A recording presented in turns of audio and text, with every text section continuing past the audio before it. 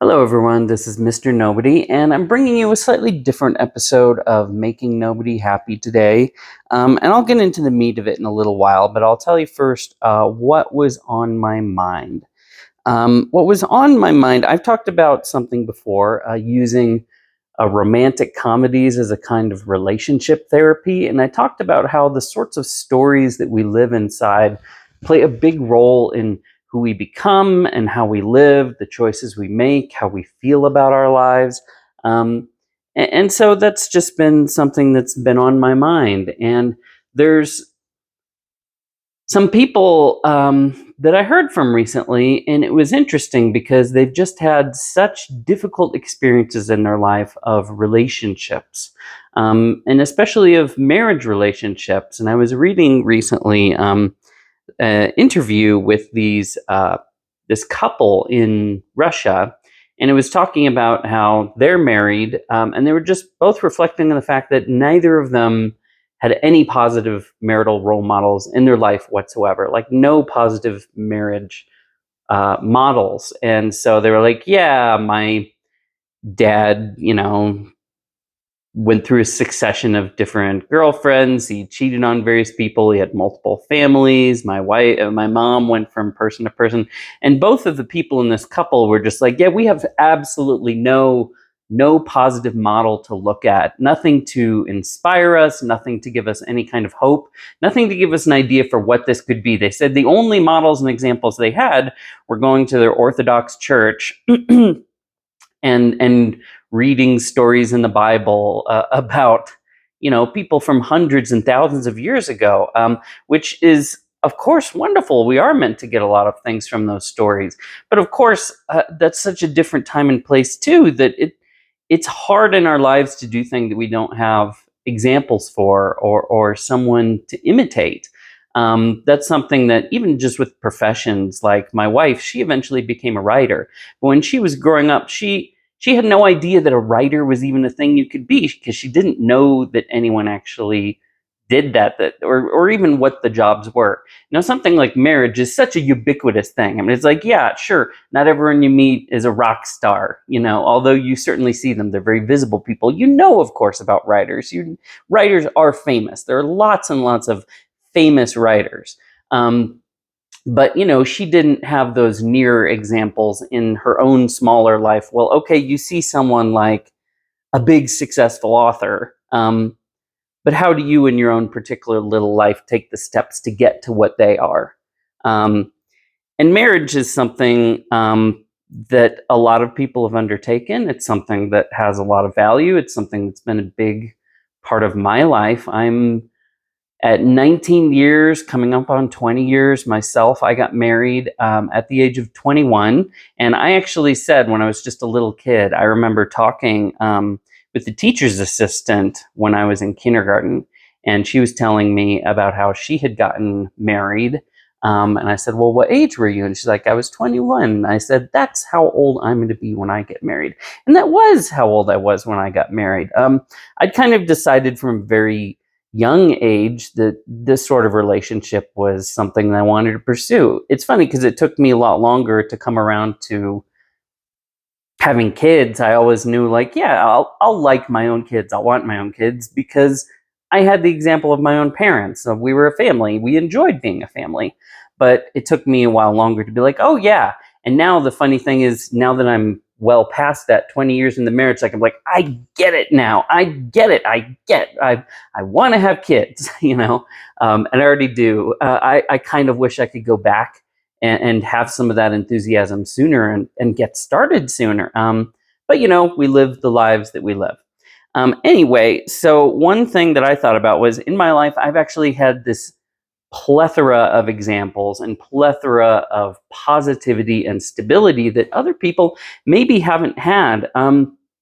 My wife, she has her parents, she has her two sisters. Her parents are married. Her two sisters are both married. Her aunt was married. Her husband died. everyone's together, and there's just this well of stability of knowing like it's these same people, and it's these same people through years and years and years and years, and they have kids, and the kids come and they know they've got all these people, and it's like you've got your aunts, you've got your uncles, and the amount of support that's provided.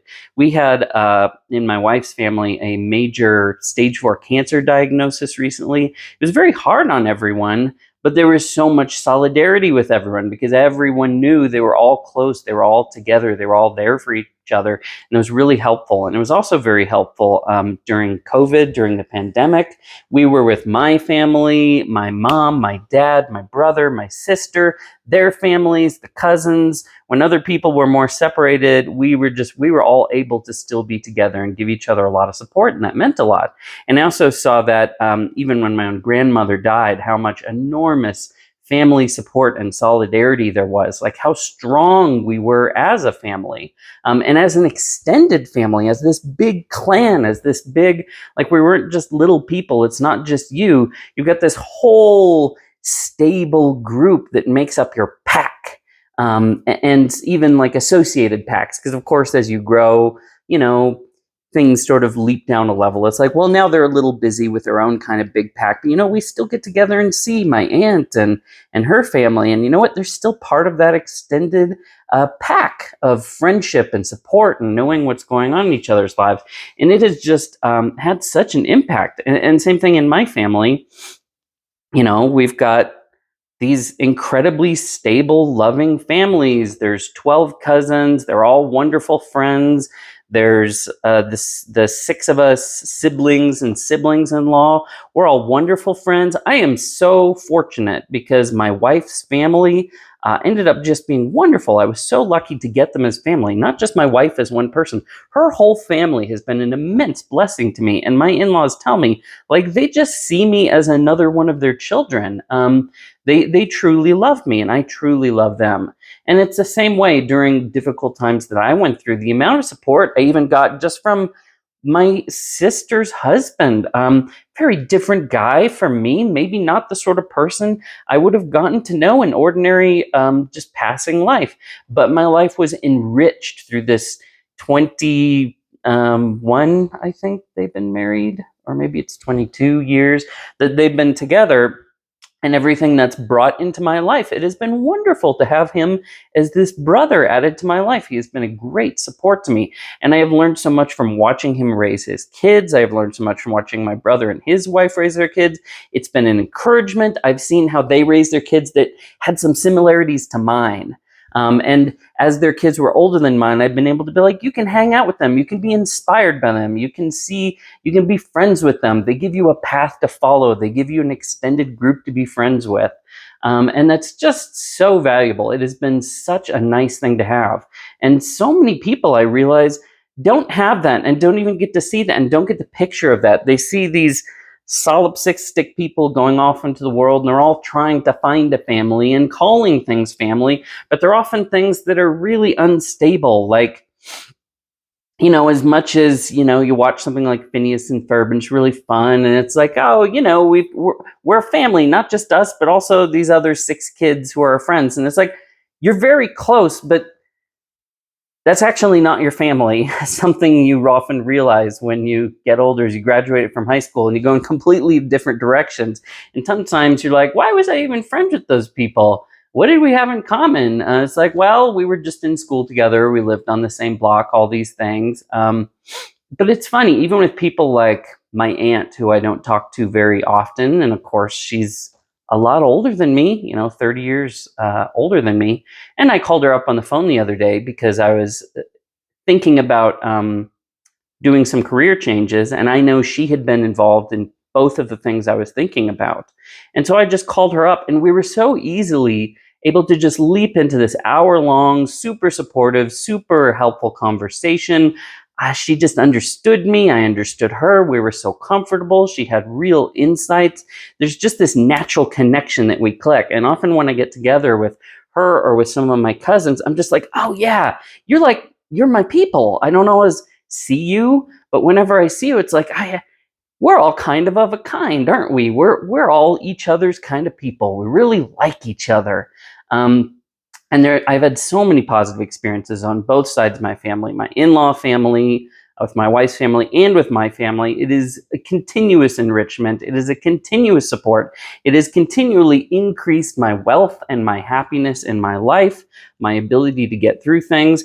And it's such a wonderful thing. But of course, we are so far past the Leave It to Beaver days, where those are the stories that we watch, that we enjoy, that we immerse ourselves in, of how to work with your family, how to live with them, how to handle those differences, how to handle that strain, how to handle, ooh, I'm close, not close enough, or I'm a little too close. So, and it's not like there isn't conflict and difference. I know that my wife, she's always in communication. Her family's super communicative. And of course, that creates more opportunities for kind of conflicts and rubbing against each other wrong. And that's part of what they have to deal with. But managing that is part of living life, and learning the skills that allow you to do that are also part of life. But people are not getting as much of an education in those skills. They're not getting as much inspiration in those skills. So last year we had my parents' 50th wedding anniversary, and both of my grandparents had 50th wedding anniversary, but these days you're not going to have as many people going to 50th wedding anniversaries. It's just going to be mathematically impossible, for one thing, because of how much later people get married, the much smaller number of people who do get married, and people not staying together as longer. You're not going to go to a lot of 50-year wedding anniversaries. Now, ours was big. We had it in a big room. We had, I don't know, 50, 60 people at least. Maybe there was more than that. I mean, somewhere less than 100.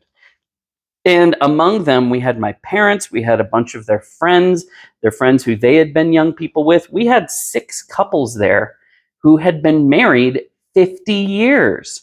In fact, even my own uncle and aunt used the opportunity of getting together to have their own little celebration with their kids over their 50th wedding anniversary. And so I looked around and I was just like, wow, look at all of these people who have been walking through life together for all these decades. And we heard so many stories of how they had influenced each other, how much they had built on these foundations, and just the power of that stability, how many people it had sheltered, how many people it had helped, how many people it had welcomed, and how many people it had created, because we had tons of kids there. And it was just a chance for people to be inspired, because it's not like at this 50 wedding anniversary, we're all singing it and looking and say, yep, it's all wrapping up. It's all coming to an end. We're like, no, no. They built something powerful. They built something strong. It has lasted through the years. And this is a growing city of people. These are people, and they were all people we knew. These were friends. These were lifelong companions, and people who are on your side, people who know you, people who have a connection to your history, people who were at our weddings. One of the other couples who was there, who had also been married 50 years, the guy had done my wedding. He also did my sister's wedding. He also did my brother's wedding. He was there with my parents when they were young married, helping them out. There was another couple who was even older, and I'd grown up with them, and they were able to tell me stories about their life together, and the things that they went through. And you know, they're nearing the end of their lives now, but still they're embedded in this deep and rich tapestry of the human experience. So during this occasion, I gave a couple of speeches. Now, I was the one who was sort of running a lot of some of the electronic things. So I did like the slideshow and things. I also recorded other people's speeches. But what that meant was I was the only person who was not recorded. And I gave 2 different speeches, one at a dinner with a slightly smaller group, and one at the main group. And unfortunately, there isn't any record of that, which is too bad, because they were very heartfelt speeches. I would have liked to preserve them for my parents, but we wrote down lots of things, and they were there. They got to hear it. We got to do some tear jerking with the talks. But like I said, we have books we made of it, scrapbooks, pictures. Everyone wrote things. It was a real time of togetherness. But I actually do have my notes from the talk that I gave at that 50th wedding anniversary.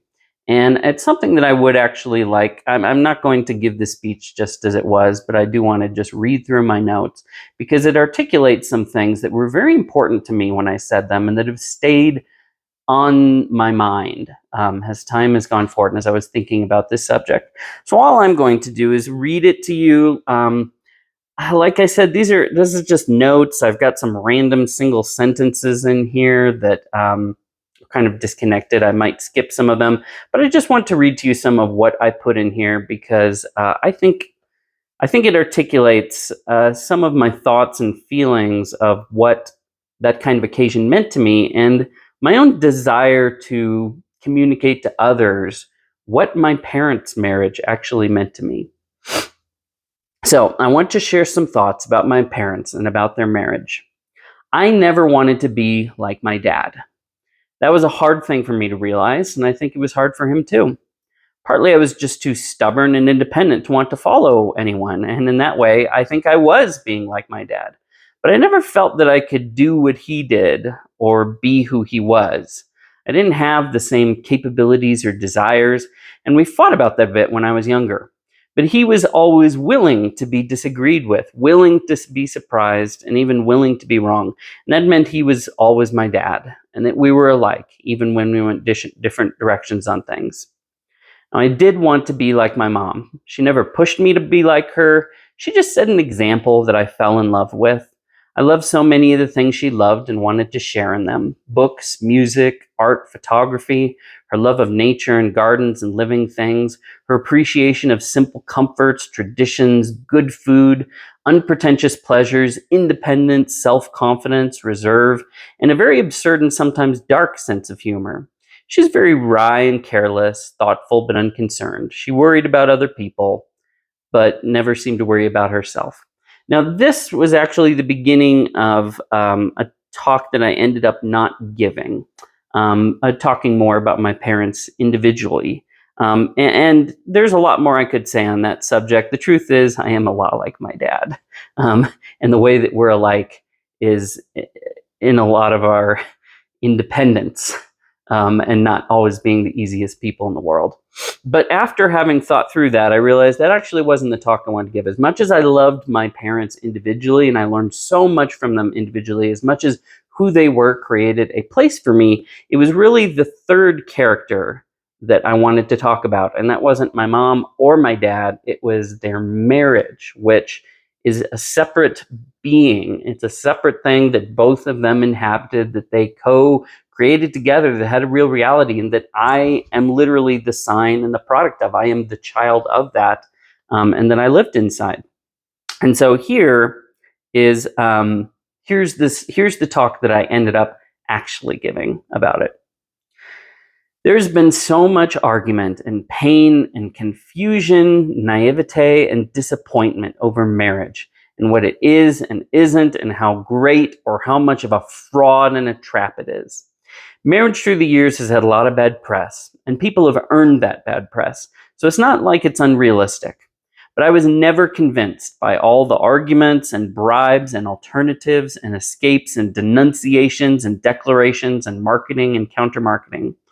I always, almost more than anything, wanted to get married and be in a partnership with someone else. Why? Because of my parents. I had seen with my own eyes what marriage meant and what it could be. My parents aren't mushy, sentimental people. My dad just threw away the love letters that my mom sent him after he'd read them. He's a wonderful man, but there isn't a lot of poetry in him. And my mother is one of the most even-keeled, reserved, straightforward women I have ever known. But in spite of all that, you could not avoid seeing their love for one another. I knew how much my parents loved each other. I lived with them for 18 years, and with only them for the last 4. And being that close to someone for that long, there's a lot you realize that really annoys you about them. You learn all their habits and idiosyncrasies that you can't stand, from the way that they chew to the things that they say that drive you crazy. So I knew exactly what there was about both of them that made them impossible people to live with, much less to be married to. But I never saw anyone, no romantic couple in movies, no passionate or love affair in any TV show or book that could compare to what I saw in my own home. I saw them fight, of course, and I saw them both be idiots. I saw them criticize and embarrass each other. I saw them accuse and annoy each other. I saw them be worried about and frustrated by each other. And yet I have never seen anyone who was as absolutely and continuously in love with one another as my parents. I saw their partnership firsthand up close and what it meant to them and what it meant to everyone around them. Their friends, their family, their neighbors, their church, their coworkers, their patients, my dad's doctor. I saw their love and I saw the consequences of their love in the world around them and what they were capable of because of that partnership. I saw my dad come home from work and I saw my mom greet him each day. I saw him stand and hold her, and I saw them smiling and humming and kissing in a way that was completely disgusting and embarrassing to a teenager. I had the room right next to theirs, so I knew exactly how much time they spent fighting and arguing, and I also knew exactly how much time they spent snuggling and smooching and reading to each other and talking together late at night. And it was a little embarrassing, but not to them. Instead, it was me who was embarrassed and ashamed to be so exposed and inadequate. They were part of something so strong and so overwhelming and meaningful that me, as their son, was outside of it in a way. I was also inside it. But still, you knew there was something intimate that was bigger than you, and that you weren't a part of, and you couldn't be inside. So I was the one who was embarrassed to be standing in the presence of something absolutely blinding like that. That was the kind of love my parents had. It was like the sun. It was hard to look at, but it gave life and warmth and growth to everything around them. And it didn't matter what they were like, how annoying and imperfect and impossible they could be. Nothing could possibly reach them inside it. They were completely secure and unashamed inside it. It was an irresistible picture of the power of faith and love. That picture they presented to their children. I never really felt like I wanted children. Like I wasn't someone who just sat around as a kid being like, "Ooh, I'd like some kids," you know. But even though I didn't feel that burning desire and urge, I never for a moment bought the arguments and narratives against parenthood, that it was the end of romance, that kids were a burden and a trap, that they were going to competing with my own interests or well-being, or that they would restrict my own greatness and pleasure and freedom. I knew by my own experience that that was false. Because that was not how it was in my family. It was not how it was with my parents. Now, I didn't think this because the hardships of parenthood were hidden from me by my parents. I knew that I myself was quite a handful. I knew how hard it was to be a parent because I was my parents' kid. But they also couldn't hide how amazing parenthood was, how much it meant to them, what a struggle and an adventure it was, and what joy it brought to them despite everything, and how absolutely worth doing it was. I knew that if I had kids, I would love them and it would make my life greater, even if I didn't know what it felt like to want them yet. I knew that it was real, that it was out there waiting for me. So even when I was angry or frustrated with my own parents, I knew what parenthood was meant to be. They showed me that, and I could never forget it. I couldn't scrub that from my mind. I couldn't forget what I had seen.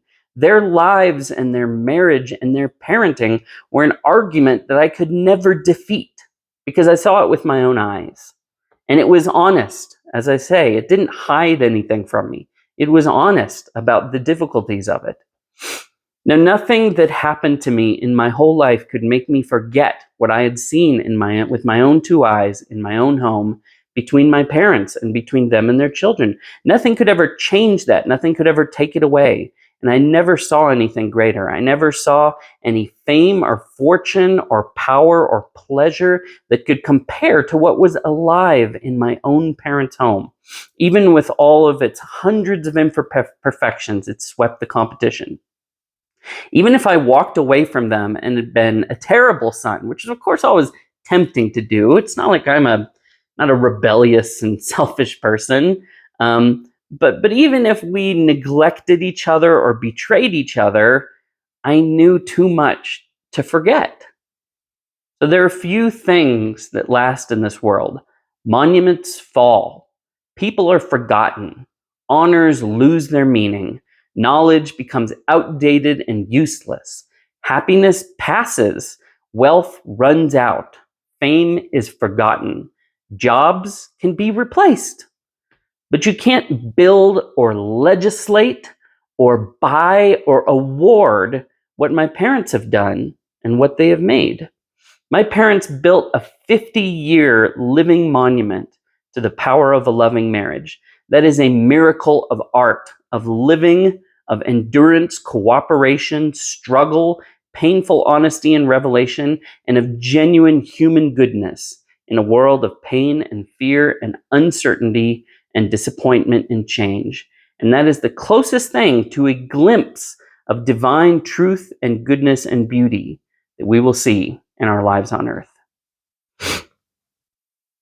So that's a sort of approximation of the talk that I gave. It was a little different than that. I did a lot of extemporaneous talking too. I did a little more teasing. But it's interesting because, as I say, it made me think a lot about what a truly successful life is, and also what an enduring thing to build with your life is. And in many ways, a marriage is like a cathedral. It's like something that you build. You know, we do talk about making a home together, and it is a work of art, and you decorate it, and it is a struggle. If you ever see how long and how hard it was to build the cathedral, it's not like tiny amount went into it, and it often required, a lot of expertise, a lot of different people to help out. But it provides such a place, and then that place stands as a monument to the ideas behind it. Like, for all that the people of the past are gone, you have this thing that encapsulates and keeps delivering the message of what something meant to them. This place of beauty, this place of peace. It keeps standing and delivering that same speech. It keeps telling that same story. It keeps declaiming that same value, that same ideology, that same vision. It keeps telling it. And people keep wanting to come to it. People keep seeing it and saying, oh, I'd like to go see that. I'd like to go inside that, and they bring a little bit of it home with them. A great marriage can be like a cathedral. It can be a place of peace, a place of shelter, a place of inspiration, a place of enduring creativity, a place of enduring beauty. It can be something that survives through the storms and through the bombings and the wars and the terrible things in life. It can provide a place of sanctuary. And that's something that just isn't preached enough these days. And it's because we don't hold up enough of these examples to look at and just see, here's this thing, maybe you think you can throw it away. Maybe you think it doesn't have any value. Maybe you think it can't really make anything. Or maybe it's just because you haven't actually had a chance to see what it could be, what it could make, what it could provide, what it could do. That's why we need those examples. That's why it's important to bring new generations into these examples so that you can see, look what could be done with this. Come into it and enjoy it. Its own existence is its own argument. Like I said, it's a monument. It's a kind of sacrament. It's something that presents the reality of something transcendent to you in a way that you can directly experience in very small and tangible ways. The little things that make up being at my parents' house and with them. They're very small things, very, very homely things, very simple things, but they're all part of this. They're drawn up into something larger, this larger meaning, this larger space that we inhabit. Anyway, I just wanted to tell some of that story today.